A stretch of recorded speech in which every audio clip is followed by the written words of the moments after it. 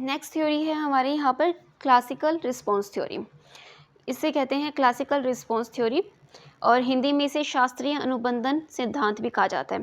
Theory of classical conditioning के नाम से भी जाना जाता है। अब ये थ्योरी जो है गिवन बाय पैवलोव है। पैवलोव ने दी थी, कब दी थी? 1904 में। ये इंपॉर्टेंट चीज़ें आपको ध्यान रखनी है, कब कौन सी थ्योरी किसने दी थी। अब यहाँ पर कुछ चीज़ें हम अंडरस्टैंड करेंगे। आपको जो स्ट्रेट फॉरवर्ड क्वेश्चन यहाँ से आता है, ये प्रयोग किस पर किया गया था? डॉग पर किया गया था। यहाँ पर हम स्टिमुलस की बात करें तो दो चीज़ें आपको स्टिमुलस के रूप में मिलेंगी, एक मिलेगा भोजन और एक मिलेगी घंटी।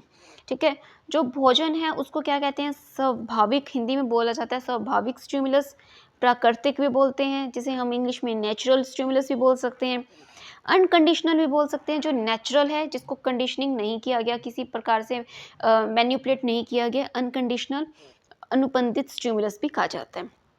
फिर एक स्टिमुलस यहाँ देखने को मिलेगा जिसे घंटी कहा गया है, जिसको अस्वाभाविक कहा जाता है, अननेचुरल, आर्टिफिशियल भी कहते हैं और कंडीशनल स्टिमुलस भी कहते हैं। अब चलिए यहाँ देखते हैं इन्होंने किस तरीके से इसके ऊपर एक्सपेरिमेंट किया। पैवलोव ने कुत्ते की गले की ग्रंथि का ऑपरेशन किया और कुत्ते को एक बॉक्स में बंद कर दिया, एक डब्बे में बंद किया, मतलब उसके गले की ग्रंथि का ऑपरेशन किया, वहाँ कुछ चेंजेस किए। उसके गले में दो नली, एक लार ग्रंथि के लिए और दूसरी भोजन के लिए लगाई गई। दो अलग अलग नली लगाई गई, एक से जहाँ से लार टपकेगी और दूसरी वो भोजन के लिए, वो भोजन खाएगा। अब यहाँ पर इन्होंने क्या चेंजेस किए? सबसे पहले है कंडीशनिंग, अनुकूलन से प्रूफ, मतलब उसको नेचुरली हम जब देखते हैं कुत्ते को तो कुत्ते के सामने क्या रिस्पॉन्स आया कि उसने भोजन रखा, जिस भोजन को हम क्या कह रहे हैं? अनकंडीशनल स्टिमुलस, स्वाभाविक स्टिमुलस रखा गया। अब जिसे देखकर कुत्ते के मुंह में लार आ गई। क्या किया पैवलोव ने? एक बॉक्स में एक कुत्ते को बंद किया और उसके सामने भोजन रखा। भोजन को देखते ही उसके मुंह में लार आ जाती है। अब भोजन को देख के लार आना नेचुरल रिस्पॉन्स है, तो यहाँ जो भोजन है वो क्या है? अनकंडीशनल स्टिमुलस, मतलब हमने कुछ चेंज नहीं किया, वो नेचुरल प्रक्रिया है और उसको देखकर उसने जो रिस्पॉन्स दिया वो क्या है? Unconditional response. तो ये कहा जाता है कि यहाँ पर हम ये कह सकते हैं कि कुत्ते के द्वारा अनकंडीशनल स्टिमुलस को देखकर अनकंडीशनल रिस्पॉन्स दिया गया। मोस्ट इंपॉर्टेंट पॉइंट है, आपसे एग्जाम में कुछ ऐसा एग्जाम्पल बनाकर पूछेगा तो आपको ये ध्यान रखना है कि यहाँ पर आपकी मेन पॉइंट ये आया, अनकंडीशनल स्टिमुलस को देखकर यहाँ पर अनकंडीशनल रिस्पॉन्स दिया गया। अभी कंडीशनिंग से पहले की बात है। फिर पैवलोव ने क्या किया? क्लासिकल कंडीशनिंग की गई, उसके हम एक और स्टेप समझेंगे, उससे पहले ये चीज़ गिवन है कि पैवलोव को क्लासिकल कंडीशनिंग का फादर माना जाता है। इसी के कारण इन्होंने 1904 में इनको नोबेल पुरस्कार से भी नवाजा गया था। तो फर्स्ट स्टेप जो हमने सीखा उसमें क्या हुआ? कंडीशनल स्टिमुलस को देखकर, कंडीशनल स्टिमुलस को देखकर, अनकंडीशनल स्टिमुलस को देखकर अनकंडीशनल रिस्पॉन्स आया, मतलब भोजन को देखकर उसके मुंह से जो लार टपक गई वो रिस्पॉन्स आया। तो यहाँ पर जो भोजन है वो अनकंडीशनल स्टिमुलस है, उसको देख के जो लार आ रही है वो है अनकंडीशनल रिस्पॉन्स। अब उन्होंने क्या किया? यहाँ पर कुछ कंडीशनिंग की। कुत्ते के सामने एक घंटी बजाई गई, ठीक है, अब घंटी बजा दी गई, मतलब उसको कंडीशनिंग कर रहे हैं, उसके माइंड को मैनिपुलेट करने की कोशिश कर रहे हैं। घंटी बजाएगी, जिसको कहते हैं कंडीशनल स्टिमुलस। अब घंटी बजाना क्या है? Conditional stimulus. उसके तुरंत बाद भोजन दिया गया।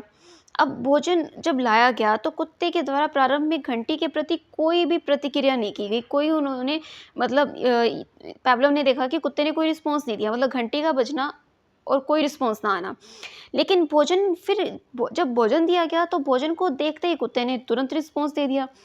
मतलब यहाँ पर क्या है? घंटी बज रही है तो कोई रिस्पॉन्स नहीं आ रहा, लेकिन घंटी बज रही है उसके बाद फिर भोजन आ रहा है तो फिर उसके मुंह से लार आ रही है, तो वो रिस्पॉन्स किसको दे रहा है? वो भोजन को ही रिस्पॉन्स दे रहा है ना, वो उस घंटी को रिस्पॉन्स नहीं दे रहा है। तो यहाँ पर जो घंटी थी वो आकी क्या थी? यहाँ पर जो घंटी थी वो कंडीशनल स्टिमुलस थी। फिर जो ये भोजन है ये अनकंडीशनल, और लार का आना अभी भी अनकंडीशनल रिस्पॉन्स है।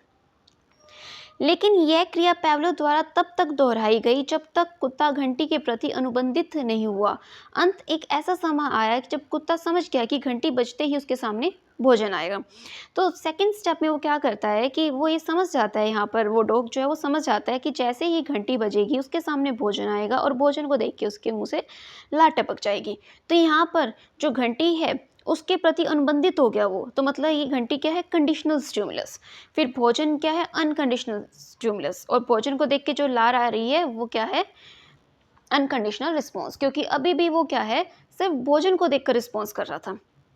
अब जब कुत्ता घंटी के प्रति अनुबंधित हो चुका है, तब पावलोव द्वारा भोजन देना बंद कर दिया गया। अब कुत्ता घंटी बजते ही लार गिराना शुरू कर देता, क्योंकि घंटी बजते ही समझ जाता था भोजन आएगा। अब भोजन को देखकर लार टपकाने की ज़रूरत नहीं थी, सिर्फ घंटी बजते ही उसने क्या किया, लार टपकाना शुरू किया। और जो क्रिया पहले कहते हैं कि जो भोजन के प्रति हो रही थी जो क्रिया, अब वो सिर्फ घंटी के प्रति होने लगी। तो ये कॉन्सेप्ट किसने दिया? पावलोव ने दिया। पावलोव ने ये दिखाया कि किस तरीके से हम किसी भी इंसान को भी किसी क्रिया के प्रति अनुबंधित कर सकते हैं, कंडीशनिंग उसकी कर सकते हैं। अब सेम इसी टाइप का एक्सपेरिमेंट जेबी वॉटसन ने किया। अब जेबी वॉटसन ने किस पे किया? अब जैसे पावलोव ने तो ये एक्सपेरिमेंट एक कुत्ते पर किया था, जेबी वॉटसन ने अपनी पत्नी रैनर के साथ मिलकर सन 1920 में अपने ही 11 माह के पुत्र अल्बर्ट पर एक्सपेरिमेंट कर दिया। कंडीशनिंग रिस्पॉन्स थ्योरी का ये प्रयोग किया।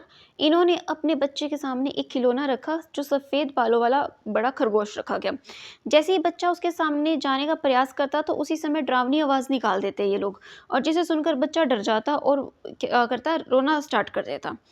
अब ऐसा करते हुए एक समय ऐसा आया कि जब भी बच्चा जो है, उस बालक के सामने कोई सफ़ेद चीज़ मतलब खरगोश जैसा कुछ भी सफ़ेद कोई आता, तो वो उसको देखकर क्या करता, रोने लग जाता।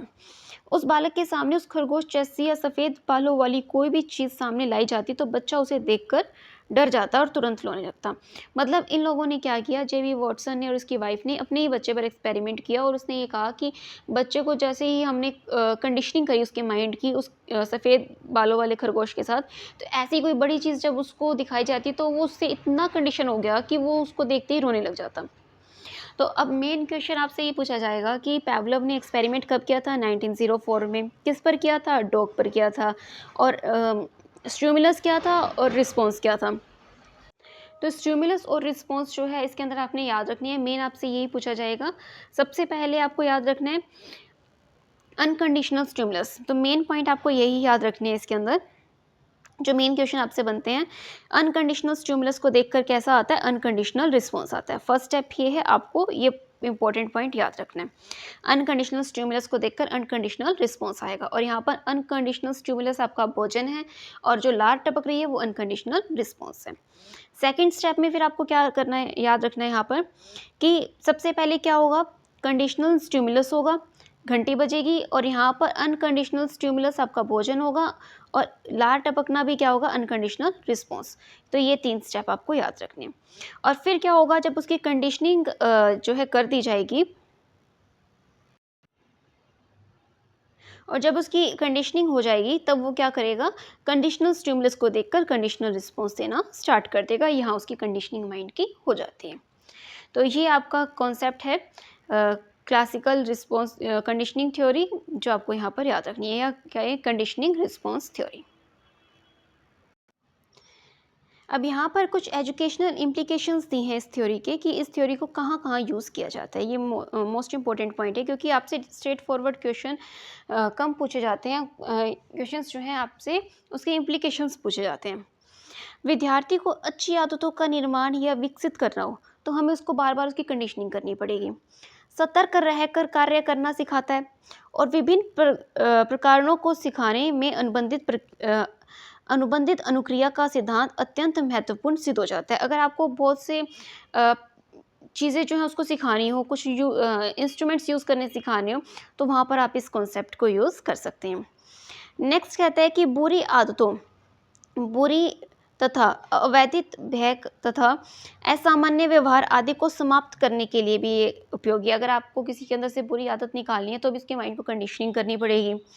ये सिद्धांत प्रेम व घृणा भी पैदा करता है। मतलब जैसे आपने वो उस बच्चे में डर पैदा कर दिया सफ़ेद खरगोश के प्रति, इस तरीके से ये डर भी पैदा कर सकता है।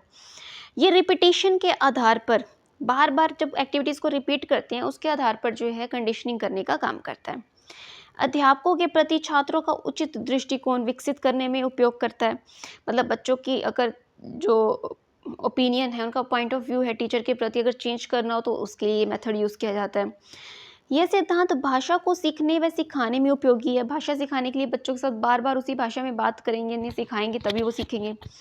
प्रारंभिक स्तर पर छोटे बच्चों का शब्द ज्ञान उसके लिए भी यहाँ पर यूज़ करते हैं, शब्द ज्ञान जो है सिखाने के लिए प्रयोग करते हैं। और यह सिद्धांत शिक्षण के दृश्य का उपयोग, शिक्षण सिखाना उन्हें मतलब जब हम उनको सिखा रहे हैं, ये सिद्धांत शिक्षण के दृश्य या श्रव्य सामग्रियों मतलब देखकर या सुनकर जो सामग्रियों से वो सीखते हैं उसमें ये प्रयोग करते हैं। यांत्रिक तरीके से सिखाने पर बल देते हैं। पावलोव का सिद्धांत जो टीचिंग में हम यूज़ करते हैं, लर्निंग के लिए जो यूज़ किया जाता है, वो प्रैक्टिस पर बल देता है, मतलब बार बार प्रैक्टिस पर बल देता है अथवा उसकी रिपीटिशन पर बल दिया जाता है। जैसे डमरू पर बंदर या भालू का नाचना इसी चीज़ का उदाहरण है। बार बार उस पे जानवरों की क्या है, माइंड की कंडीशनिंग की गई है, उनको सिखाया जाता है तो वो क्या करते हैं, उसे सीख जाते हैं।